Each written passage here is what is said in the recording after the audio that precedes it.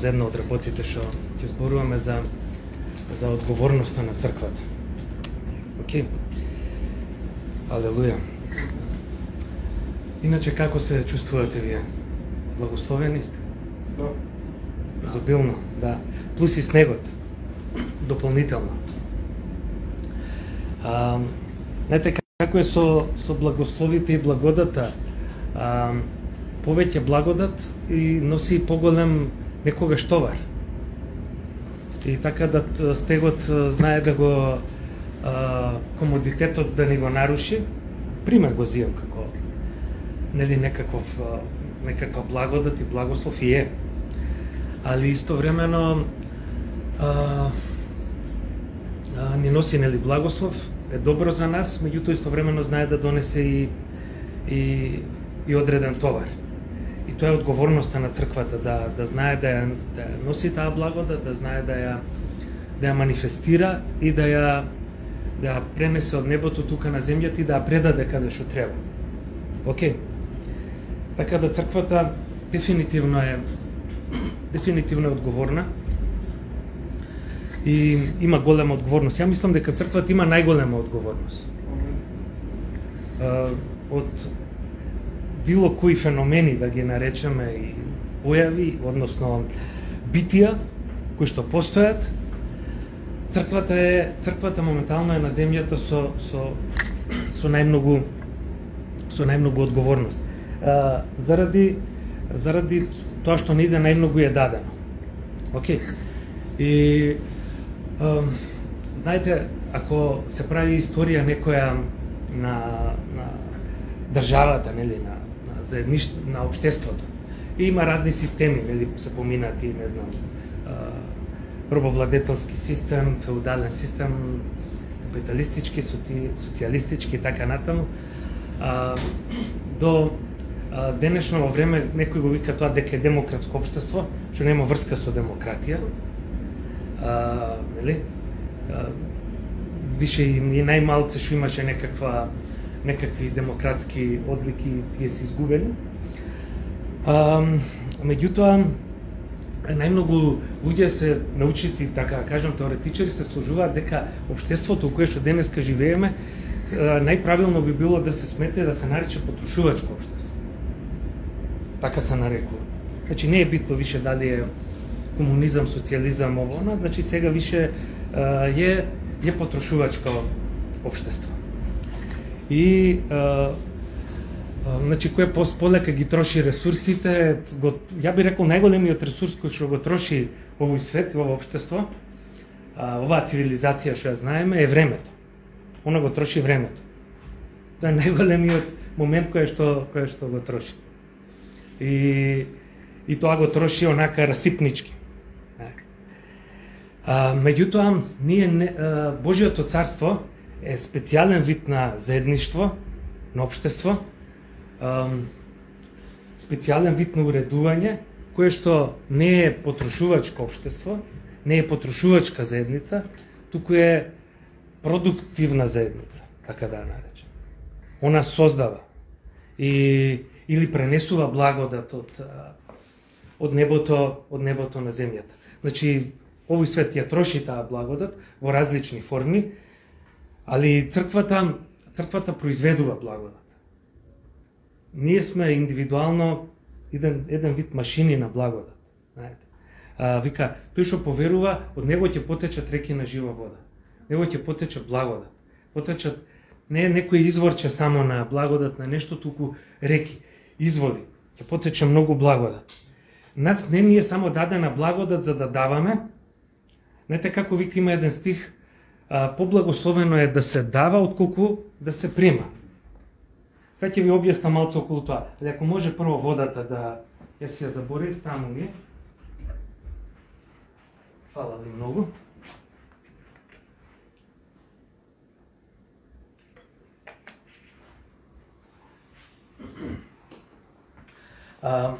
Тој стих значи дека, знаете како во светот викаат, светот има една проста математика, која што е погрешна, таа е земска математика. Има разлика меѓу земска и небесна, и тоа огромна, али тоа е друга тема. во земската математика, нели, 2 плюс 2 4 и колку што можеш да даеш толку колку што си примил. Во небесната математика ние сме станати изворина. Значи, ние не сме примиле 5 кила благодат за да дадеме толку или за да дадеме 3,5, па нешто и за нас да има, туку ние сме примиле да бидеме извори на благодат, да бидеме машини за благодат, за производство на благодат тука на земјата. Баш така. Не само транспортери пренесувачи, туку да бидеме производители. Тој збор машина иде од маша, а тоа значи рака. Тоа значи некој што управува со благодата, што ја администрира благодата. И ја тука на земјата носи и ја распоредува. Така да црквата има голема одговорност за овој свет и дефинитивно тоа сакам да биде акцентот на тоа што ќе зборуваме вечерва. Од повеќе причини. Благодата е првичната. Ќе спомнем и некои други нешта или некои други форми на благодат или различни форми на благодат кои што и се дадени на црквата или се доверени на црквата. Прво еден стих сакам да го кажам за значењето на црквата, за таа одговорност. Тоа е во Јован 11 глава, каде што таму зборува за тој стих за две нешта. Гласи вака: кој што верува во мене нема да умре довека. Значи прво Исус таму кажува кој што верува во мене нема да умре довека, и потоа вториот дел од стихот е: а тој што верува во мене и да умре ќе воскресне. И сега, јас сум го гледал низ различни димензии овој стих, има голема длабочина во сето тоа. Таму зборува за луѓе кои што ќе дочекаат второто доаѓање, зборува за луѓе кои што ќе воскреснат. Меѓутоа, еден од аспектите. Меѓутоа стихот завршува: веруваш ли во тоа? Тоа е многу битен момент. Али ќе го памтиме ова веруваш ли во тоа. Али еден друг момент кој што на тоа ќе се навратиме, претходно сакам да кажам дека првиот дел од стихот, кога вика тој што верува и да умре ќе живее, односно тој што верува во мене нема да види смрт довека. Тоа е првиот дел од стихот. Тоа ја верувам се однесува за црквата. Во најголема мера се однесува црквата. Тоа е одговорноста на црквата за себе, во себе и кон себе, и црквата кон себе, за себе и во себе има одговорност за живот. Да го запази животот, вечниот живот кој што го примил. Тоа е како главна благодат, како основа на таа благодат кој што ни е дадена. Вториот дел од стихот е тој што верува и да во мене и да умре ќе воскресне. Тоа е одговорноста што имаме за светот. Ние имаме одговорност за себе да бидеме живи, а за светот имаме одговорност да го воскреснеме овој свет. Затоа што овој свет е во состојба на длабок сон, на како да кажам, сон кој што е полека оди во смрт и така натаму, на слободен пат и т.н. И ние имаме одговорност да го воскреснеме тоа, да направиме пресвртница тука, во тој дел. Таа е одговорноста што ја имаме кон овој свет. И како што кажа, стихот завршува: веруваш ли во тоа? Знаете колку благодат ќе продуцираш од себе за овој свет? Толку колку што имаш вера. Верата е мерката за колку благодат преку тебе ќе се манифестира во овој свет. И колку благодат ќе биде продуцирана во тебе и ќе се манифестира преку тебе. Така да, а од друга страна, имаме пристап до таа скапоцена вера која што Бог ни ја дал и можеме тука неограничено да действуваме. Океј. Еден од видовите на благодат кој што е даден на црквата е И за тој сакам исто специфично да зборувам. Или еден од тие за кои што сакам специфично да зборувам е мудроста. И ќе дојдеме преку некои моменти до тоа. Таму вика во Ефесијаните 1 глава, 8 стих, дека вика Бог ни објави во секоја мудрост и разумност. Сега во дел од стихот го кажувам. Најдете си го, вие прочитајте го целото. Иначе таа 1 глава е феноменална од Ефесијани. Сам као целото слово, али тој дел е посебен.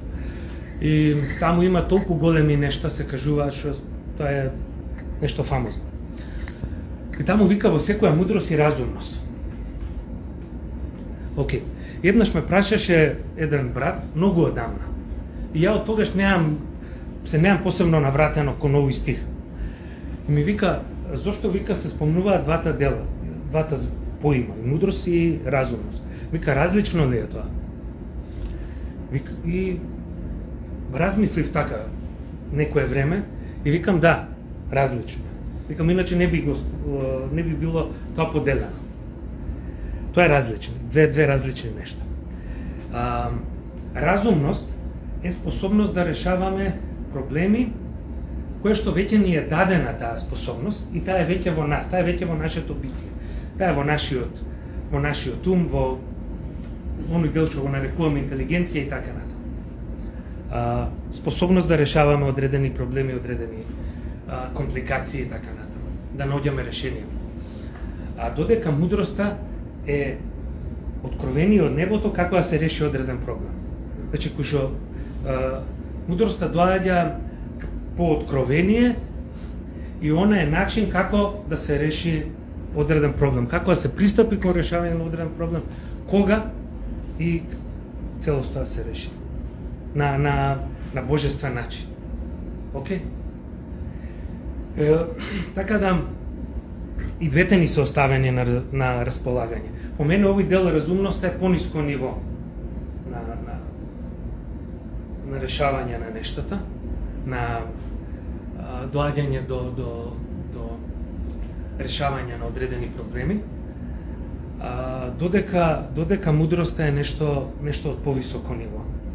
Најчесто овој дел разумноста го разбираме како го решаваме проблемот, јасно ни е како. Мудроста не мора да ни биде јасно како го решава проблемот. За мудроста е потребно вера за да се примени. Кажав, таа ни е дадена, ја имаме и така натаму. Знаете зошто имаме пристап до целата вера? Само да ви кажам. Затоа што услов за да действува верата е љубовта.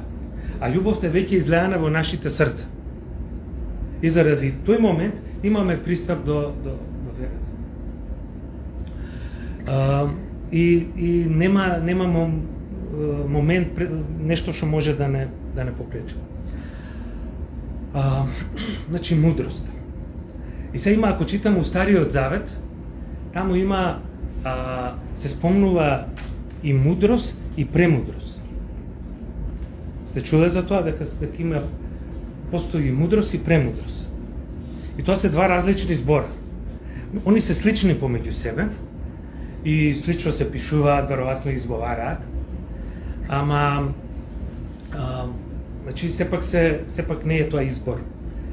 И тоа е едно од тие откровенија кои што ми каже Светиот Дух. Што е разликата меѓу овие две нешта? Мудрост значи откровение од небото да се реши одреден проблем. Решение добиено од Светиот Дух по откровение како да се реши одреден проблем, како да се надмине одредена ситуација. Океј. Зошто само овие нешта пред да одиме понатаму? Исто што им кажа, не им рече ќе ви биде супер во светот, се ќе биде лесно, со благодата се ќе биде лесно. Не кажа такво нешто. Кажа ќе во светот ќе имате тешкоти, но бидете силни, ја го победи светот. Тоа го кажа. И ни остави све што е на располагање, целиот духовен небесен арсенал, божествен арсенал, да ние војуваме и да ние бидеме повеќе од победници на секоја ситуација. за да се манифестира тука славата на неговото име во целосно изобилие. Амен. Така да тоа е мудрост. Решение од небото да се надмине одреден проблем. И ние не мораме, кој што кажа Преска, да разбираме како тоа ќе го реши проблемот, како тоа функционира. Битно е дека тоа функционира и дека тоа го решава проблемот. Дека тоа ги лечи тие. Сега, тоа е мудрост. Имаш проблем, ти треба мудрост да го решиш. Можеш да користиш и разумност, можеш да користиш интелигенција, можеш да користиш хитрина, можеш да ги користиш тие пониско фреквентни начини на размислување и на решавање на проблеми, али колку пониско фреквентен метод користиш, толку телото ќе му биде твое поугодно и покомотно, али толку побрзо проблемот ќе се јави во потешка форма. Односно не си решил ништо. Само си покрил со нешто и после кога ќе дојде следниот удар, ќе биде потежко. Така да, затоа ние да ги користиме овие повисоко фреквентни духовни средства кои што ни се дадени на располагање. Сега, значи спомнав мудроста решение од небото. И она точно решава сето тоа на совршен начин. Така?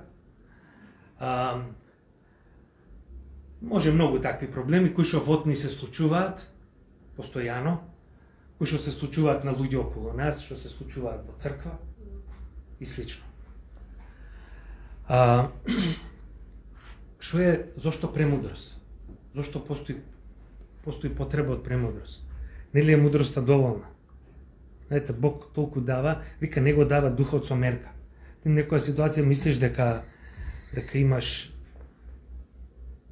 си постигнал некоја полнота и всушност сваќаш дека е тоа мало од полнотата што има духот, кој што нема мерка. Има еден стих во Исаија, вика моите мисли се над вашите мисли, моите патишта се над вашите, така прилика.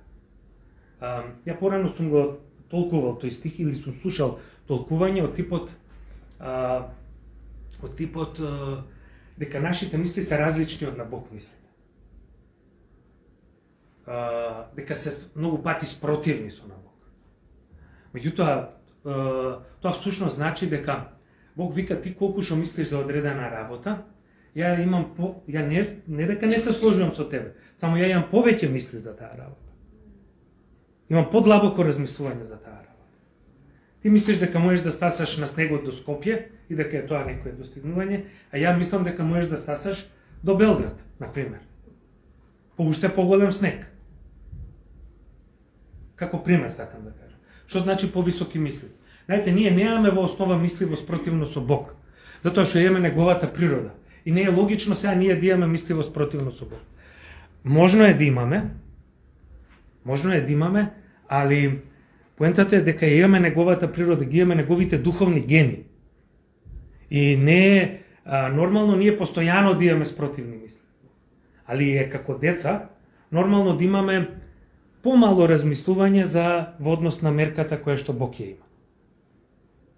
Затоа вика повисоки мисли од вашите. Ти мислиш тој човек добар или му мислиш добро на тој човек или го сакаш, Бог вика ја го сакам повеќе. Ја ќе ти покажам како да можеш да го љубиш тој човек повеќе. Или слично. И сега идеме, го спомнав тоа за да дојдеме до тој момент на премудроста. И премудрост всушност значи не само решение за одреден проблем, тоа е мудрост. Премудрост е пред да се случи одредена ситуација која што би можел да роди еден или повеќе проблеми, ти да го имаш решението за сите нив. Тоа е премудрост. Тој што е премудар, го има решението за проблемите што не може во моментот ни да се предпостави дека можат да настанат. Односно, тој може да предпостави дека може да настанат, знае какви проблеми може да има и знае како да ги реши сите тие проблеми. И пред да ви објаснам, давам еден совршен пример за тоа, или барем што мислам дека е совршен, ќе ви кажам дека оваа мудрост, премудрост, тоа се битија кои што не го советуваат Бог како да биде мудар, и премудар, туку тоа се битија кои што Бог ги создал и тие учат од него и учат толку посветено и затоа и ги имаат тие особини на мудрост и премудрост. Или љубовта.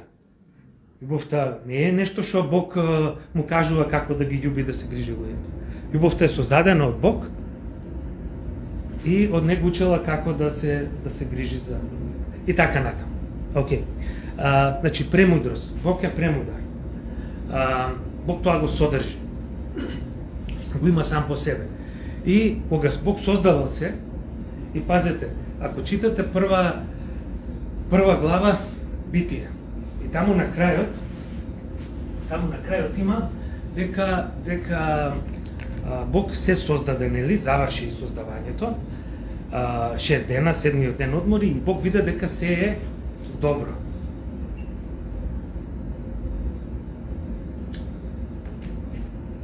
Се е добро. И сега после, ако гледаме, ќе видиме дека доста работи од тоа што Бог каже дека е добро, не излегува баш добро. Уште одма, нели? Следната глава, односно следната може би не, али веќе понаредната, третата, почињаат одредени проблеми за прв пат во Библијата, меѓутоа имало проблеми претходно, за кои што таму не пишу и не знаеме во кои, како кажам, во која дистанца хронолошка се случиле, али сега тоа и не е битно. Битно е дека се случиле и дека Бог секога создаваше, вида дека е добро, меѓутоа се случија еден куп проблеми. Тоа не е затоа што Бог нешто превидел или затоа што Бог не создал добро или дека се излажал дека е добро, всушност не се било добро и се било совршено. Пред за ова совршено сега морам да објаснам нешто, ме прашаше еден брат, ми вика, што значи, вика, дали Бог го создаде човекот совршен? Ја викам, за да нема да ти одговорам директно на прашањето дали го создаде Бог човекот совршен, туку викам ќе ти кажам дека Бог го создаде човекот слободен. А слободата е основа на совршеноста. Затоа да, одговорот е да. Точно. Така да Бог создаде све добро, совршено, слободно. Во најголема мера целото создание е слободно, значи има своја слободна волја. Своја волја да може да одлучува, да носи одлуки. И никој да не му попречува во тоа. Нормално, си сноси последици од тоа. Али во секој случај созданието е слободно. Но се случија одредени проблеми и Бог во неговата премудрост знаеше претходно како ќе ги реши тие проблеми. Знаете како ги реши сите тие проблеми? Со тоа што вика, јагнето беше жртвовано пред сите времиња. И тоа беше начинот како Бог да ги реши сите проблеми. И како денеска ние да можеме да кажеме дека заради тоа сите проблеми се решени. Сите проблеми на созданието се решени. Жртвата е целосна. Жртвата покрива се и многу повеќе од тоа. И тоа вика пред сите времиња. Значи пред било што да се случи, ја верувам Тројството знаеше дека може да има проблеми и одлучи како да се решат тие проблеми. Како да се надминат тие проблеми. Така да заради тоа нешто што се договори и се согласи Тројството тогаш и потоа се манифестираше на крстот како жртва на Христос, ние сме целосто благословени уште во минатото. Знаете. И затоа не е под прашање нашата сегашност и нашата иднина. Да пробам да ви го објаснам овој момент. Имам сега некој го спомени, тоа го објави, го сподели, сум пишал пред, не знам, неколку година или не знам повеќе, дека ако сакаш да видиш каква ќе биде иднината, види го минатото. И ќе видиш каква е иднината. Односно каква ќе биде иднината. луѓето мислат неизвестна иднина.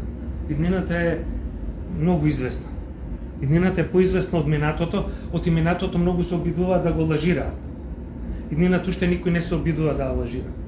Али ако знаеш точно какво било минатото, иднината со 100% сигурност ја процениш. Или ќе ја видиш. Меѓутоа, значи, ако сакаш да видиш каква е иднината, види го минатото. Ако сакаш да видиш каква е вечноста, погледни го Христос. Така да ја гледаш не само иднината, туку и после иднината. Ако видиш Христос и видиш дека Он беше жртва за нашите гревови, дека Он ја плати полната цена на крстот, тогаш ние сме благословени од минатото и тоа важи за сегашноста и за иднината. И заради разбирањето на минатото ние можеме да разбереме сегашноста и иднината. Иднината не е воопшто неизвестна. Може за светот. Но за црквата иднината е апсолутно известна. Апсолутно јасна. Тоа знаете како, ако пред саат време, или не знам, прилика, тука влегле овие луѓе што влегле. Сега после 20-30 минути кои ќе излезат? Нема да излезат други луѓе. Ќе излезат овие луѓе што влегле тука. Од минатото зависи иднината. Ако знаеш што се случило во минатото, иднината е јасна. Го разбираме овој момент. Затоа ние сме благословени и знаете, тоа се цврсто поврзани минатото и иднината. Тоа не се некои посебни делови независни еден од друг. Тоа се цврсто поврзани, тоа е малтене хомогено, монолитно е тоа. И затоа што минатото е благословено и минатото е ако разбереме дека ни е благословено минатото, ќе ни биде благословена и сегашноста и иднината. Ако не разбереме дека ни е благословено минатото, тогаш иднината ни е неизвестна и многу ризична и опасна. Сега, за да ја смениме сегашноста и иднината, треба да го промениме минатото. А ние минатото не можеме да го промениме, тоа што сме го правили и живееле. Не можеме да го промениме тоа што Христос го направил, што е супер што не можеме тоа да промениме. Ние само можеме да разбереме кој е вистинското минато, дали тоа ние што сме го направиле, и тоа што ние мислиме дека е наше минато и наша историја, или тоа што мислиме дека е Христово минато. И историја која го опфаќа и го поништува нашето минато, за да се поништи сето проклетство во нашата сегашност и иднина и да остане само благословот, како во минатото, така и во сегашност и во иднината. И на тој начин, да, амин.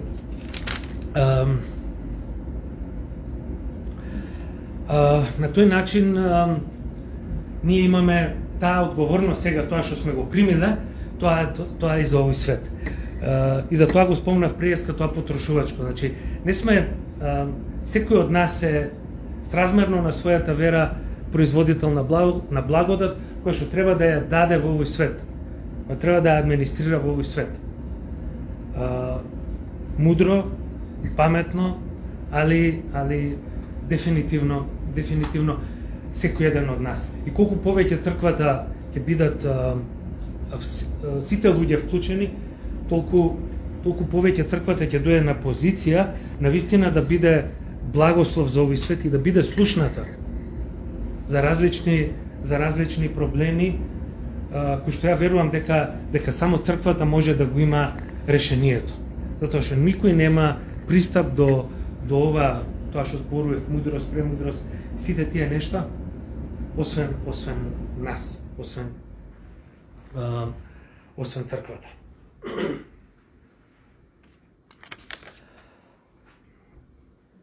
И за тоа викам, вие сте светлината на овој свет. Така? Значи, вие сте светлината на овој свет. Ето, тоа е голема изјава.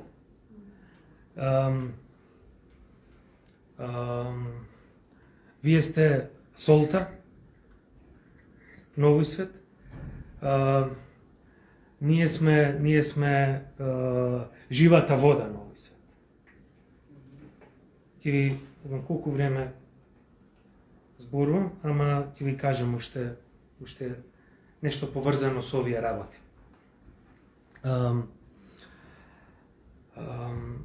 Спомнав, нели, преска жива вода.